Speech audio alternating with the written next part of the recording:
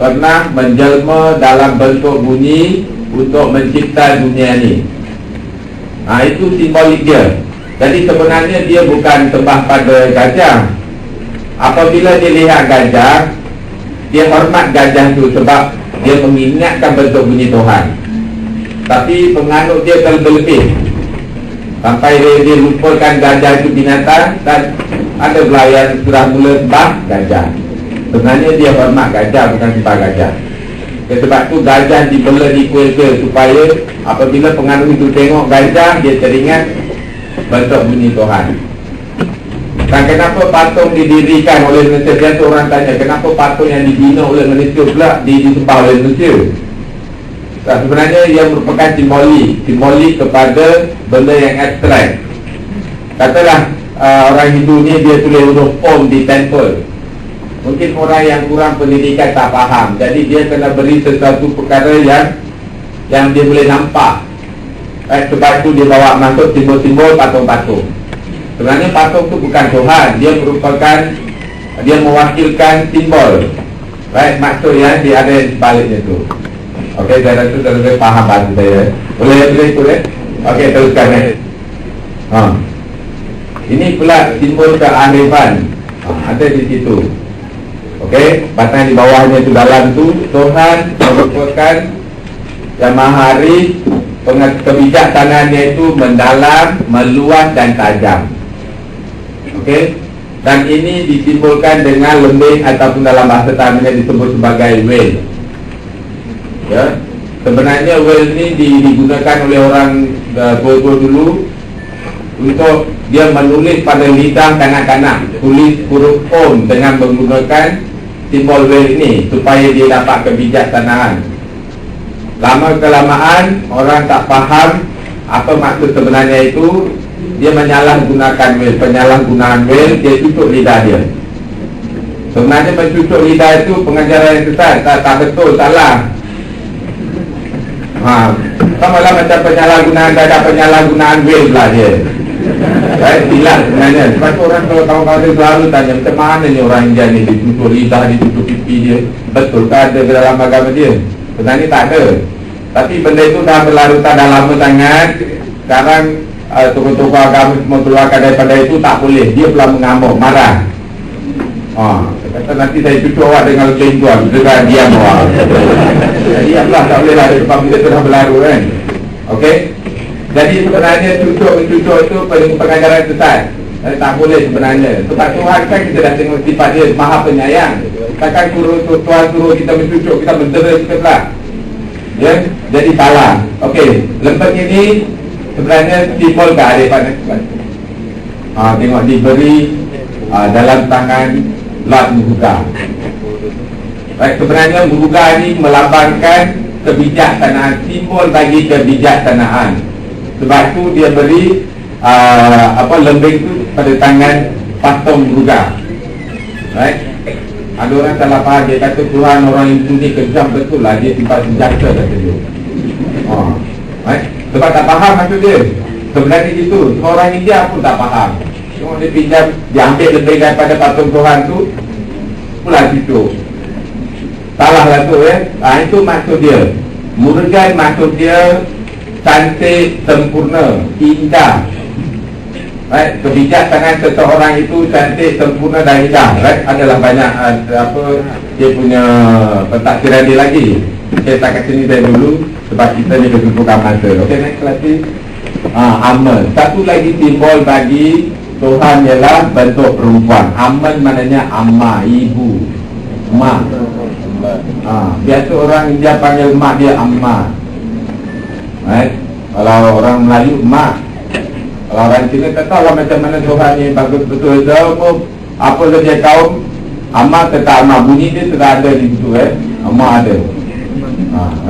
Jadi kita panggil dia Amen, sifat keibuan Tuhan. Jadi sebenarnya Tuhan tu dia tak ada jantina lelaki atau perempuan, tapi penganut dia beri dia kejantinaan mengikut sifat dia.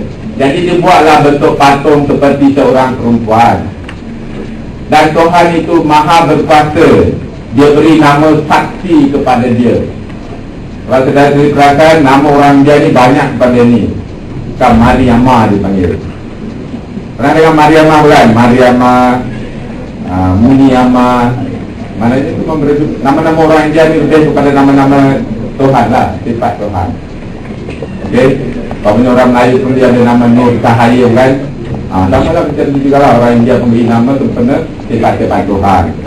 Okey, next. Simbol Maha Adil. Baik. Dari mana kita tahu dia itu Maha Adil? Tangan gini, dia beri segala kebaikan kepada orang yang berbuat baik. Dah lebih yang apa kepala 3 tu pula, tangan kiri tu pula, dia kata jaga-jaga, janganlah buat keburukan. Awak akan didenda nanti, dihukum nanti. Jadi orang salah faham, dia ingat Tuhan orang Hindu ni kejam, dia ada senjata. Dia tak faham lah. Baik, dan Tuhan tu pula tak ada pilih kasih. Tuhan ni tak boleh dipengaruhi dengan kekayaan ke ataupun apa. Sebab itu dia dengan serba kurang, tengok baju punya juga. Jadi dia tak apa suka pada baju, dia tak suka pada barang perhiasan. Jadi Tuhan tidak boleh dipengaruhi dengan segala macam kekayaan. Yang manusia suka ataupun buah ke, makanan ke apa ke. Kalau tengok orang India dia mempersembahkan buah makanan banyak-banyak kepada Tuhan, bukan? Sebenarnya kalau Tuhan makan, dia tak sembahkan. Kan? Katalah buah yang diletakkan itu lenyap, Tuhan makan, dia tak sembahkan lagi, dia dah takut. Dia tengok Tuhan tak makan, jadi dia pun berani lah letak buah-bahan di situ. Sebenarnya Tuhan tak memerlukan makanan, buah-bahan ataupun apa-apa untuk memakan hati kita saja sebagai tanda kesyukuran, terima kasih sebab Tuhan dah beri banyak-banyak pada kita. Kita bagilah apa yang ada pada dia, walaupun Tuhan tak makan. Okay, next please. Baik, walaupun Tuhan itu satu, Tuhan ini seperti ibu dan bapa kepada kita. Sebab itu kita beri dia dua bentuk, dua rupa. Baik, seperti lelaki dan perempuan. Kalau dia dicantumkan pula lelaki dan perempuan dalam satu rupa. Okay, next. Tuhan Maha mengetahui semuanya ini simbol. Ini bukan rupa Tuhan yang sebenarnya. Sebab itu banyak kebanyakan orang tanya, macam mana dia boleh cipta bentuk Tuhan? Mana dia tahu Tuhan itu begini? Macam mana dia tahu rupa Tuhan begini, ya tak? Jadi dia bentuk, dia membuat rupa Tuhan, dia membuat patung Tuhan berdasarkan sifat-sifat dia. Ini merupakan sifat keguruan. Tuhanlah yang memberi segala macam pengetahuan kepada kita, walaupun kita cuba mendapatkan ilmu dengan kita punya usaha kita sendiri. Tapi ilmu itu tidak akan sempurna ataupun lengkap sekiranya Tuhan tidak bantu kita. Itu maksud dia. Okay, next. Right. Simbol Tuhan menentukan segala yang berlaku, tarian kosmik. Jadi apa-apa yang berlaku dalam dunia ini ditentukan oleh Tuhan. Kesudahannya dalam tangan Tuhan. Kita mencuba yang menentukan kesudahannya kepada Tuhan. Right? Pencipta, pelindung, penghapus, penganugerah. Setiap bahagian utamanya, kalau kita tengok ada bedang kecil sebelah tangan kanan. Okey, mungkin saudara-saudara tanya, kenapa Tuhan orang Hindu ni ada banyak tangan? Kenapa dia ada banyak tangan? Sebab dia lebih berkuasa daripada manusia. Macam mana dia nak tunjukkan kepada orang biasa? Jadi kena beri luar biasa. Biasa orang manusia 2 belah tangan, dia pula diberi 4 tangan. Jadi dia faham bahawa Tuhan Maha berkuasa. Biasa manusia 2 biji mata, Tuhan diberi 3 biji mata. Dia Maha mengetahui. Sebenarnya dia ada maksud dia. Orang dia tak faham. Sebab itu dia tanya orang dia pun dia tak apa tahu. Sebenarnya dia ada maksud dia. Baik, kalau tengok dia ada gendang kecil. Gendang kecil tu ada bunyi bukan? Kalau dia dimainkan dia ada bunyi. Bentuk bunyi. Tuhanlah pencipta dia, ada maksud dia. Sebelah tangan dia tu lagi dia ada api, penghapus. Belah tangan tapak tangan gini dia melindungi kita. Baik, dia memijak orang yang mempunyai egoisme. Tengok bawah tapak kakinya ada macam. Jadi setiap satu itu membawa maksud yang begitu bermakna secara simbolik. Okey, next slide please. Ini juga merupakan salah satu simbol Tuhan. Sebenarnya orang salah tafsir. Orang kata orang Hindu ini menyembah jangan nak sebut bahan sulit lah. benda sulit kan. Ada orang transfer dia secara ucap lah disebut itu merupakan simbol barang apa. Sebenarnya tidak. Sebenarnya ini merupakan satu simbol untuk menyedarkan orang Hindu dan orang lain bahawa Tuhan ini sebenarnya tidak mempunyai bentuk ataupun rupa. Jadi dia nak bawa dengan satu simbol.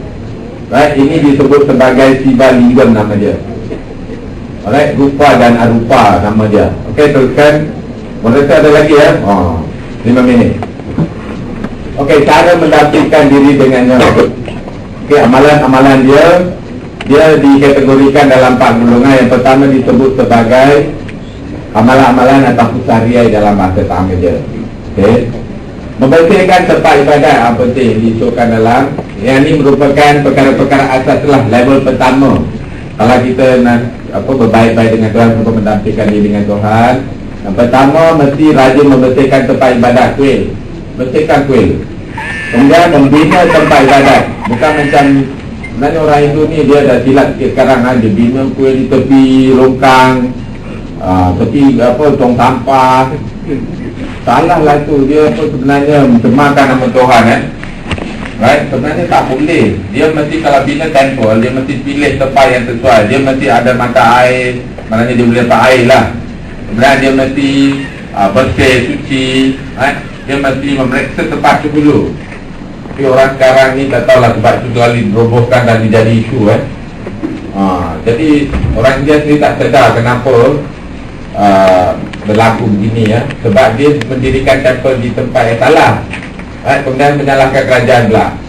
Kalau orang Hindu yang berpendidikan tinggi ni memang dia mengakui memang orang yang bina temple di tempat salah tu, memang perbuatan mereka itulah menyebabkan pada akhirnya dirobohkan.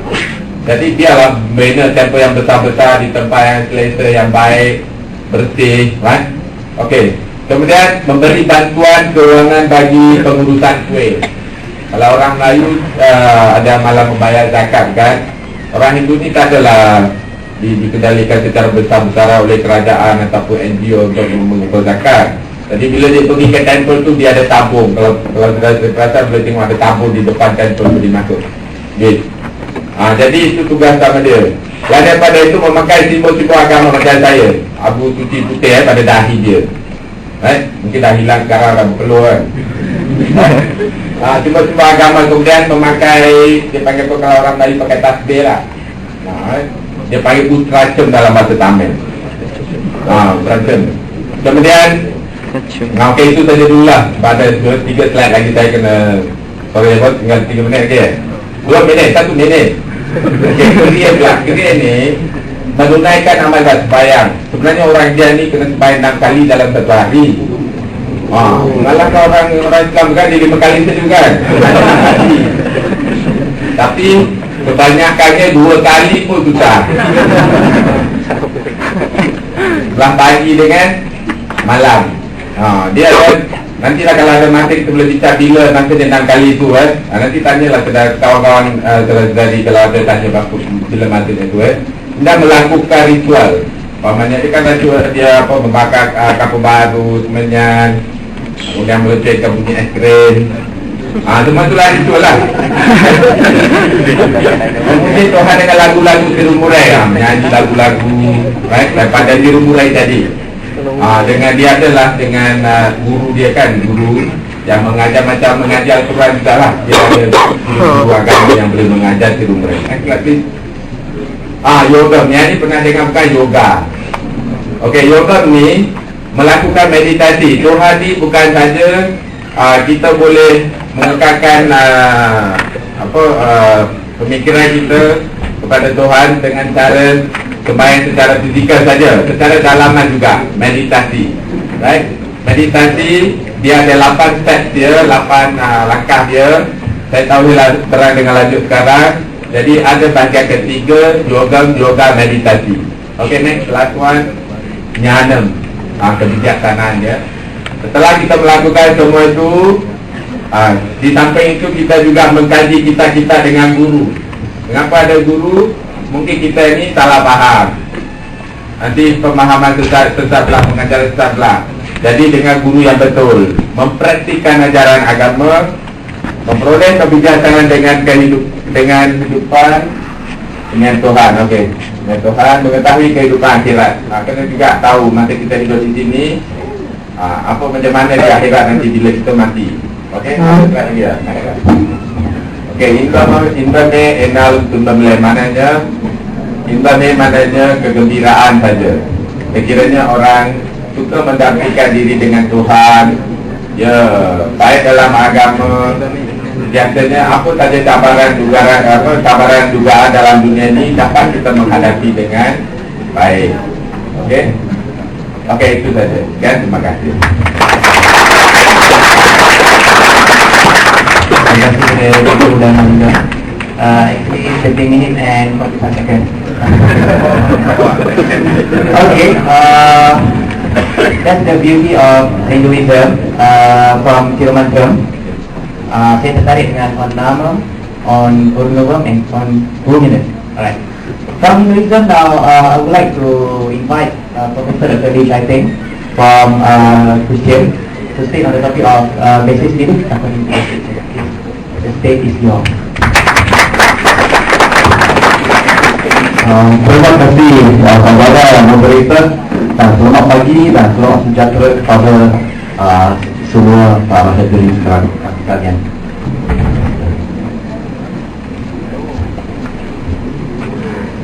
Okay, these slides were just prepared yesterday, so not nice documents and all that. Okay, asas kepercayaan berpandukan kitab utama agama Kristian. Yang pertama saya nak memperkenalkan dengan apa yang terkandung dalam kitab Christian Bible itu. Ia terdiri daripada 66 buku atau kitab yang ditulis dalam 3 bahasa, Yahudi, Aramik dan Yunani, oleh lebih daripada 44, sekurang-kurangnya 44 pengarang dari latar belakang yang berbeza. Ada yang raja macam Daud dan Sulaiman, ada yang nabi macam Musa, ada yang nelayan macam Petrus, ada yang doktor macam Lukas, pemungut cukai macam Matthew, dan rasul-rasul. Okay? Dalam masa yang sangat panjang, dari perjanjian lama sampai ke perjanjian baru, 1600 tahun. Okay, very long ago, more than started about 3,500 years ago. Okay, dan ia dibahagikan kepada 2 bahagian, iaitu perjanjian lama yang bertarikh sebelum kedatangan Yesus, yang mengandungi asal usul penciptaan bumi, sejarah Israel, Mazmur, dalam dan tulisan nabi-nabi Yahudi. Kemudian kita selepas Yesus datang, perjanjian baru, iaitu bahagian kedua dalam kitab Bible itu, yang bertarikh selepas kedatangan Yesus, mengandungi 4 Injil, kisah-kisah rasul, surat-surat rasul kepada gereja-gereja Allah. Next please.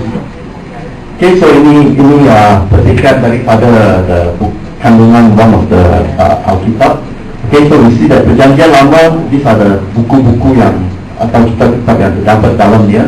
Dan next one please. Dan this is perjanjian baru dan kandungan perjanjian baru yang terdapat di dalamnya. Okay, next please. Okay, so tujuan kitab Kristian ini, yang pertama ialah melayukan kepada kita tentang siapa yang mencipta alam ini dan manusia, iaitu Tuhan Maha Kuasa. Dan yang kedua, menerangkan asal usul dosa manusia dan akibat buruknya.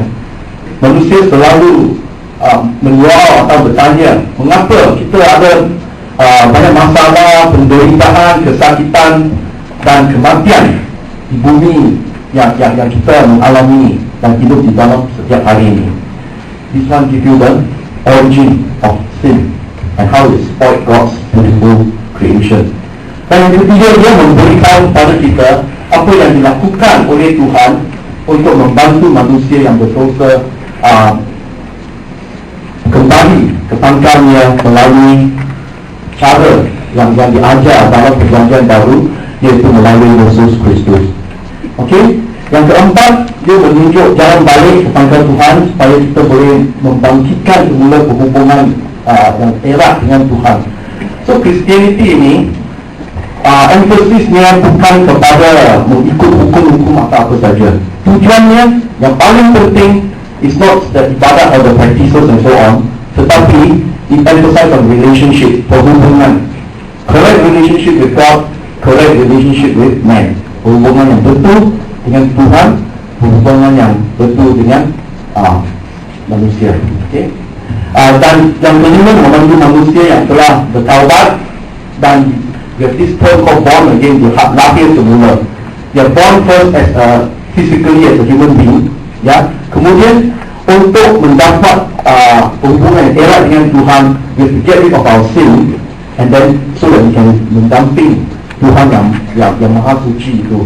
And when that happens, when we believe in Jesus, apa yang jadikan is that you're born again, you know, lahir semula as a new human being. He is now close to God, want to please God, instead of yang dahulu they want to please themselves, you know, they rather do the sinful thing than the good things. Okay, so you have to be born again to get close to God. Okay, next please.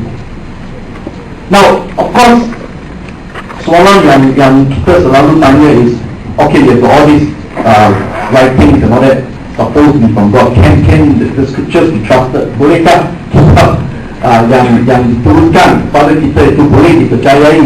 Okay, so ada bukti-bukti yang menggalakkan Kristian bahawa kitab Bible boleh dipercayai, yang termasuk dari banyak bidang lain yang luar dari scripture, macam sains dalam kosmologi, geologi, biologi, perubatan, dari segi sejarah, arkeologi, dan biblical prophecy dan nubuatan yang terkandung dalam kitab itu. Next please.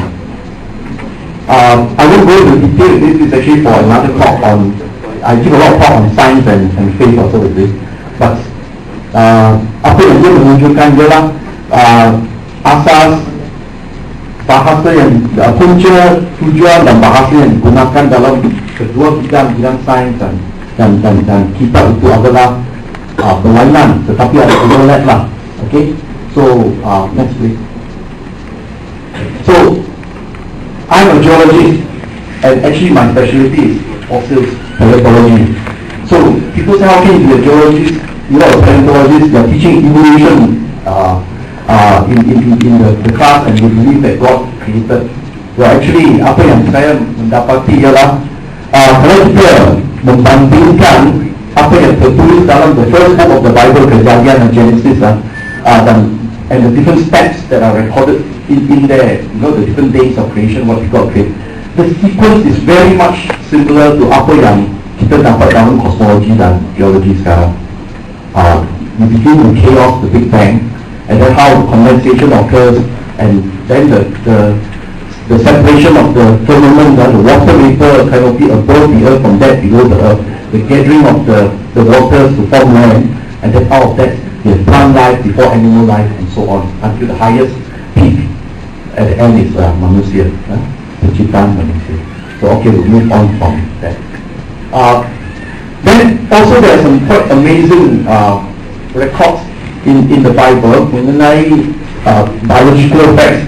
Actually, we study some of these parts like Leviticus, Imamat, one of the 5 books of the Torah by Musa. There are a lot of wisdom in the practices which were printed yang hayati oleh orang Israel, especially during the time from Exodus, keluar dari Mesir semasa berjalan ke tanah Palestine. So during that time, imagine 2 million people moving around in the desert.